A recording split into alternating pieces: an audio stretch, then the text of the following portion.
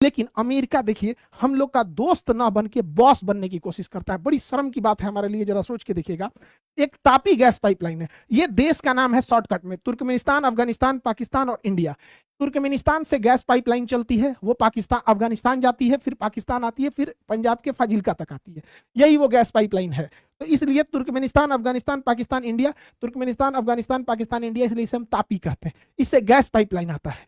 भारत ने प्रस्ताव दिया कि क्यों ना हम लोग एक और पाइपलाइन ईरान से लेके चले आए भारत के लिए, वो नजदीक भी पड़ेगा, यहां ईरान से पाकिस्तान होते हुए अब भारत क्यों ना चला है। तो ये छोटा पाइपलाइन है। अब चूंकि इस पाइपलाइन की सुरक्षा पाकिस्तान भी करता है, क्योंकि पाकिस्तान भी इससे गैस लेता है, तालिबान भी गैस लेता है, तो वो सुरक्षा करेगा।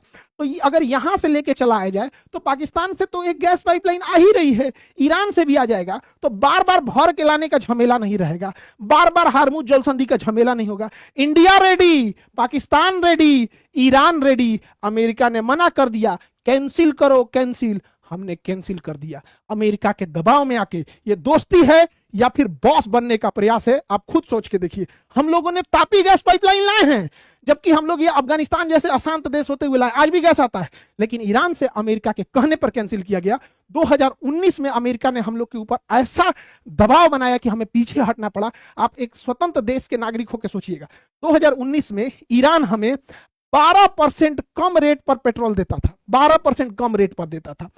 उस हिसाब से भारत में पेट्रोल 75 रुपया लीटर होता। अभी भी अगर हम लोग रूस और ईरान से तेल खरीदेंगे तो 75 से 80 रुपया लीटर से ज्यादा नहीं जाएगा। इसके अलावे ईरान हमें फ्री में गैस पहुंचाता था, ट्रांसपोर्टेशन का पैसा नहीं लेता था, इंश्योरेंस का पैसा नहीं लेता था। और सबसे बड़ी बात सुनिए ध्यान से, क्या होती है ईरान से दोस्ती, अब देखिए ध्यान से। ईरान हमें 60 दिन का क्रेडिट देता था, कहता था कि हमसे तेल, कच्चा तेल खरीद के ले जाओ और इस कच्चा तेल को रिफाइन करके इसमें से डीजल, पेट्रोल, मोबिल और किरासिन तेल बनाओ और इस तेल को पेट्रोल पंप तक पहुंचाओ और वहां से बेचो। अब बेचने के बाद जब पैसा आएगा तब उस पैसा में से अपना मुनाफा रख के हमको पैसा दे देना, यानी 60 दिन बाद पैसा देना। उसी कहते हैं 60 दिन का ट्रेड क्रेडिट। यानी ईरान से तेल खरीदने के टाइम हमें पैसे नहीं देने होते थे, उसी का तेल ले आके छान के बेच के उसमें जो पैसा आता था वो ईरान को देते थे। और ईरान ये पैसा कहता था कि हमको नहीं चाहिए, हम भारत से सामान खरीद लेंगे,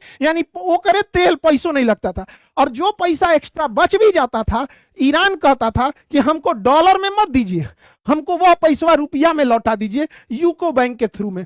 तो इससे भारत को फायदा होता था। देखिए, नोट छाप के गरीबी आप तभी दूर कर सकते हैं जब आपका नोट आपके देश के बाहर भी एक्सेप्ट किया जाए। अगर आपका नोट आपके देश के बाहर एक्सेप्ट नहीं हो रहा है तो आप नोट छाप के गरीबी नहीं दूर करेंगे, बल्कि महंगाई बढ़ जाएगी। अमेरिका नोट छाप के अपनी गरीबी कुछ हद तक दूर कर सकता है, कर्जा चुका सकता है, क्योंकि अमेरिका का डॉलर पूरी दुनिया में यूज होता है, लेकिन हमारा रुपया पूरी दुनिया में यूज होने ही नहीं देता है, इसलिए हम नोट नहीं छाप सकते हैं। तो इसीलिए अमेरिका कहता है कि जब तक डॉलर रहेगा अमेरिका कभी गरीब नहीं होगा। हम लोगों को इतना मदद किया था ईरान, लेकिन अमेरिका के कहने पर हमने ईरान से ये सारा ऑफर ठुकरा दिए।